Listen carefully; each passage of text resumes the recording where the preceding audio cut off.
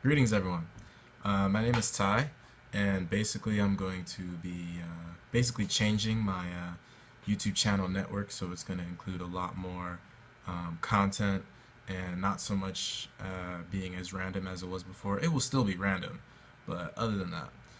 So basically, I have my computer right here, just a couple notes. So basically, this YouTube that I'm forming is going to cover a lot of MMA segments, and I really hope you guys find this information and interesting and also satisfying.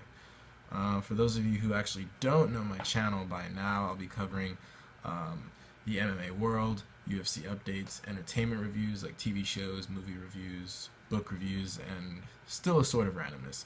I will, somewhere down the line, get into fitness techniques and everything, but not right now. So, first off, I wanted to talk a little bit about Mcgregor fighting Nate Diaz. Will it be at welterweight? Will it be at lightweight? Why is this going on? I think the big thing with that, everyone knows exactly why it's going on. Mcgregor brings a ton of viewers, probably more than any other UFC fighter fighting currently. Not saying, and I'm not, like Ronda could probably bring in a good amount, probably more than McGregor, but as far as who right now is currently fighting with views, McGregor for sure. So for the McGregor versus Nate Diaz II, just my kind of opinion on this suit, McGregor got his ass kicked, and Nate Diaz knows he can kick his ass. And I kind of saw it going in. I was like, I want McGregor to win. Just the whole promo, everything kind of hypes him up. But I was like, I've been following Nate Diaz for a while, and I know about the Diaz Bros, and they can bang. So basically, everyone's talking about McGregor's power. McGregor's power is useless against Nate Diaz. Nate Diaz is training with Andre Ward and Joe Shilling. If you don't know Andre Ward, huge boxer, big time boxer, freaking throws killer headshots. And then we're talking about Joe Shilling, championship kickboxing. Yeah, Nate Diaz's striking is no joke. No joke at all. I don't think McGregor's power is really going to be... It's not going to be anything. All right, and so next, basically, although with this fight again, the Emperor has lost. His credibility, his respect, and his immortalness is vanquished. And he's either going to become another Anderson Silva, who's going to, be going maybe towards the end. He's still young, so I don't know if he would pull something like that, but there's a lot to be debated. Next, so Luke Rockhold versus Bisping. First off, going into it, everyone, including myself, was like, oh, Luke Rockhold's going to kill this dude. But leading up to it, obviously overconfident, obviously overlooked his opponent, obviously thought this would be an easy walkthrough fight. So, I mean, it happens. He had his chin up and fighting the whole time. He was like, seemed so relaxed and like he was just like, oh, I got this. Like, and it's like, you got to respect the fighter. You got to respect and you got to understand the game. Anything happens anywhere, you got to expect the unexpected. So, next, GSP's, actually, let me talk a little about Bisping. So Bisping, there's the Dan Hendo 2, or there's Jacare, who's actually really mad that Bisping wants to fight Hendo again. For those of you who don't know, Bisping fought Dan Henderson before and got knocked out like crazy. We're talking just killed, like a killed knockout. Like it's literally on like the top 20 knockouts of the UFC list, and I think it's within the top 10. That was how bad it is. And Dan Hendo actually has a logo of Bisping as his brand, like not of Bisping, but of him flying over and punching the shit out of him on the floor. Like, so he knocked him out with this huge overhand, right? And as he goes on, and Bisping like just knocked out, right? Hits the canvas. Dan Hendo just boom, jumps in the air like freaking majestic as shit, just pounced him right there, hit him right over the top, dude. I mean, he was obviously knocked out. Ref was obviously stopping the fight then and there, but Dan Hendo just flew and just was like, fuck it, bow. So, yeah, I'd really like a Bisping versus Hendo too. I think Jacare should let this happen for the fans, and I think Weidman should probably fight Rockhold. I think Weidman deserves a title shot, but, like, if Luke Rock, well, I don't know. It depends on how long Luke Rockhold's going to be out. It depends on how easily, or if not easily, Bisping can defeat Hendo, or if Bisping defeats Hendo. there's like 4 or 5 variables playing into this, so I'm not really going to say much on that matters. Next thing, so the GSP camp actually contacted Bisping, and they're interested in a title shot. So GSP's camp is coming out saying, GSP's ready, let's do this, let's get this fight started. We haven't heard really what the UFC said about it, but if you check the UFC page, they did recently upload some GSP stuff, so I wouldn't be surprised if GSP jumps amongst these variables. Alright, next. So Jones versus Cormier 2 at UFC 200. Oh man, that's going to be a crazy card. So, can Cormier win? Will Jon Jones win? I think Cormier has had more experience. I think Cormier's confidence is on a whole nother level. I think Cormier is really ready for this fight.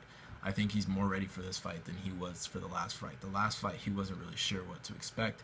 Now he knows what to expect from Jon Jones, and Jon Jones seems a lot less confident. I mean, like, he is a champion. Like, he does have that mindset, but at the same time, Cormier's had the belt and killed. Well, not killed, but I mean, like, just an impressive display of performance against just talking about Gustafsson alone.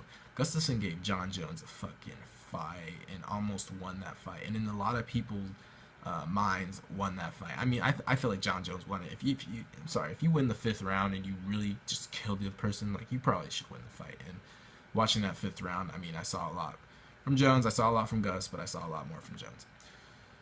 So I'm not sure about that fight. You know, I think Cormier might be able to pull it off.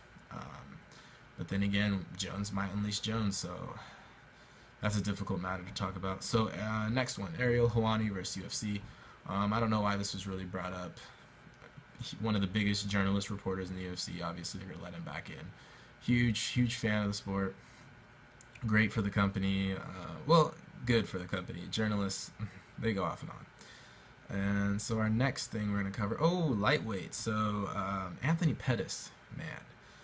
If there was ever a fighter that was just like the shit and just like lost it, everything, probably Anthony Pettis. I mean, like, his stardom, fame, popularity is still there, but man, his fighting is nothing. Like, well, it's similar, but man, he used to fight with such a crazy fire. These last 3 fights he's gone in that he's lost have just been kind of shitty performance by him. I don't really know what's going on, but hey, he might come in at featherweight and knock their socks off. But so any of you don't know, Anthony Pettis will actually be going against Charles Oliveira.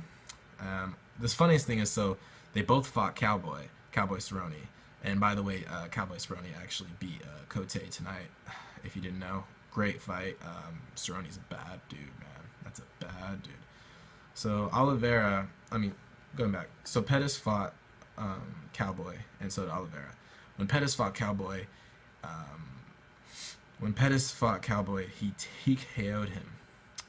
But when Oliveira fought Cowboy, Cowboy TKO'd Oliveira. So that's kind of weird. It's like Oliveira could win, but Pettis could win. If Pettis can bring out the same Pettis we've seen, then this fight could go anywhere. It could be Pettis winning. It could be Oliveira winning. They're both 2 huge, talented fighters. There's a lot of backstory to both of them, and you know, Pettis has a chip on his shoulder. You know, if he loses this fight versus Oliveira, that's 4 losses in a row. And I mean, like, I feel like it's 5, and the UFC's like, all right, you're out. You know, well, they probably will give him like 6, but realistically, yeah. And so lastly, for those of you following Bellator, Will Brook, who was the former Bellator champion, he was actually a champion when his contract ended, and right when Bellator dropped him, the UFC signed him. So welcome, Will Brook, and we'll be covering you know, who he fights on the next update. And for more MMA news, entertainment reviews, book reviews, randomness, anything that you may find interesting or satisfying, will be on this channel. Thank you for tuning in, and I will catch all of you guys next time. Peace out. Another one. We the best music. Major key. DJ Khaled. Yeah. I go on and on, can't understand how I last so long. I must have the superpowers, last 223,000 hours. And it's cause I'm off of CC, and I'm off the Hennessy. And like your boy from Compton said, you know this dick ain't free. I got girls that I should've made pay for it.